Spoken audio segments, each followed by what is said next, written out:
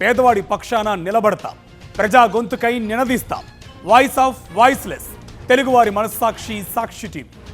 సాక్షి TV ప్రసారాల కోసం మీ స్థానిక cable ఆపరేటర్ను వెంటనే సంప్రదించండి. ఇవాల్టి నుంచి తెలంగాణ అసెంబ్లీ వర్షాకాల సమావేశాలు ప్రారంభం కానున్నాయి.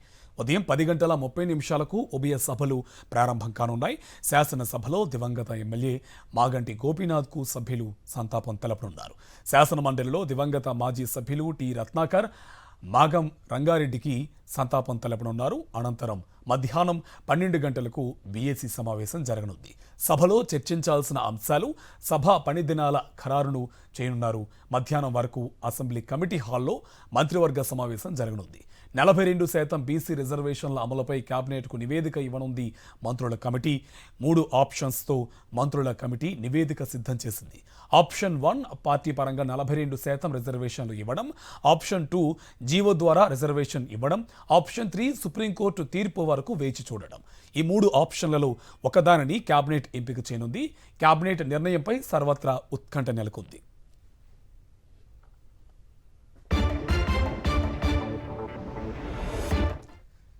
సంబంధించి పూర్తి డీటెయిల్స్ అసెంబ్లీ ప్రాంగణం నుంచి మా కరెస్పాండెంట్ రాకేష్ మనకి లైవ్లో అందిస్తారు. రాకేష్, డీటెయిల్స్ ఏంటి? ఇవాళ క్యాబినెట్లో 3 ఆప్షన్స్ ప్రధానంగా కనిపిస్తున్నాయి. ఏ ఆప్షన్స్ తీసుకోబోతున్నారు అనేది కూడా ఉత్కంఠ రేకిస్తున్నటువంటి అంశం. డీటెయిల్స్ ఏంటి?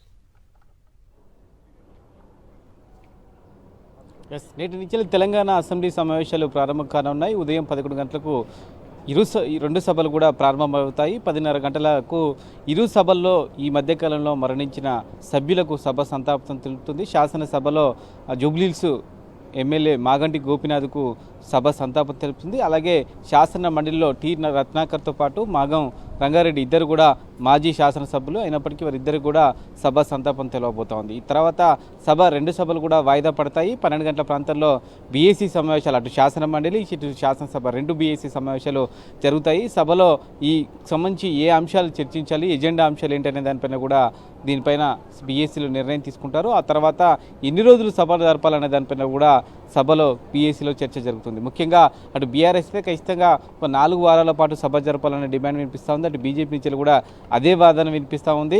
ఎక్కువ రోజులు సభ నడిపి అన్ని అంశాలపై చర్చించే విధంగా సమయం ఇవ్వాలంటూ కూడా ప్రతిపక్షాలు కోరుతున్న నేపథ్యంలో ప్రభుత్వం నుంచి అయితే ఇప్పటివరకు దానిపైన స్పష్టత అయితే లేదు. 4 నుంచి 5 రోజులు సభ నడిపే విధంగా ప్రభుత్వం కసరత్తు చేసినట్టుగా తెలుస్తోంది. అధికార పార్టీ వర్గాలు కూడా అదే విషయాన్ని చెప్తా ఉన్నాయి. ఇక మధ్యాహ్నం అత్యంత కీలకమైన మీటింగ్ జరగబోతా ఉంది. రాష్ట్ర కేబినెట్ భేటీ సమావేశం కేబినెట్కు సంబంధించి అసెంబ్లీ కమిటీ హాల్లో మధ్యాహ్నం 1 గంటకు జరగబోతా ఉంది. సీఎం రేవంత్ రెడ్డి అధ్యక్షతన జరిగే ఈ కేబినెట్ భేటీలో ముఖ్యంగా బీసీ రిజర్వేషన్లు అనే కీలక అంశం పైన ఒక నిర్ణయం తీసుకోబోతున్నారు. ఇప్పటికే దానికి సంబంధించి సర్వే చేశారు, దానికి సంబంధించిన బిల్ చేశారు, ఆ తర్వాత ఆర్డినెన్స్ తీసుకొచ్చి గవర్నర్కి పంపించారు. అయినప్పటికీ ఇవి కూడా పాసిబుల్ కాకపోవడంతో ఏం చేయాలనే దానిపైన మంత్రులతో కమిటీ వేశారు. ఆ కమిటీ ఈరోజు కేబినెట్కు రిపోర్ట్ ఇవ్వబోతోంది. 3 ఆప్షన్స్తో రిపోర్ట్ ఇవ్వబోతున్నట్టుగా తెలుస్తోంది. ఒకటి, పార్టీ పరంగా 42% రిజర్వేషన్లు ఇచ్చే విధంగా సుముఖంగా ఉండడం. అంటే ప్రస్తుతం చట్టం ప్రకారం 22% బీసీలకు రిజర్వేషన్లు ఇవ్వడానికి అవకాశం ఉంది. ఇంకొక 20% రిజర్వేషన్లు ప్రత్యేకంగా పార్టీ నుంచి అవకాశం ఇవ్వడం. దీంతోపాటు మరొక అవకాశాన్ని కూడా చూడడం జరిగింది. ఆప్షన్ 2 కింద జీవో తీసుకొచ్చి రిజర్వేషన్లు ఇవ్వరు. అయితే ప్రస్తుతం 2018 పంచాయతీరాజ్ యాక్ట్ ప్రకారం 42% రిజర్వేషన్లు ఇవ్వడానికి 285A అనే యాక్టు ప్రస్తుతం అడ్డంకిగా ఉన్న నేపథ్యంలో ఒకవేళ రెండో ఆప్షన్ కనుక క్యాబినెట్ ఎంపిక చేసుకుంటే ఖచ్చితంగా పంచాయతీరాజ్ యాక్ట్ 2018 చట్టానికి సవరణ చేసి 285 యాక్ట్ ఏని తీసివేయాల్సి ఉంటుంది. దాని స్థానంలో మళ్ళీ కొత్త యాక్ట్ తీసుకురావాల్సి ఉంటుంది. ఇక ఈ 2 ఆప్షన్లు కూడా వద్దనుకుంటే మరికొంతకాలం వేచి చూడడం, ఇటు గవర్నర్ దగ్గర ఆర్డినెన్స్ పెండింగ్లో ఉన్నదానికి ఆమోదం తెలిపే వరకు వేచి చూడడం, లేదంటే సంబంధించి రాష్ట్రపతి దగ్గర ఉన్న బిల్స్ ఆమోదం తెలిపే వరకు వేచి చూడడం.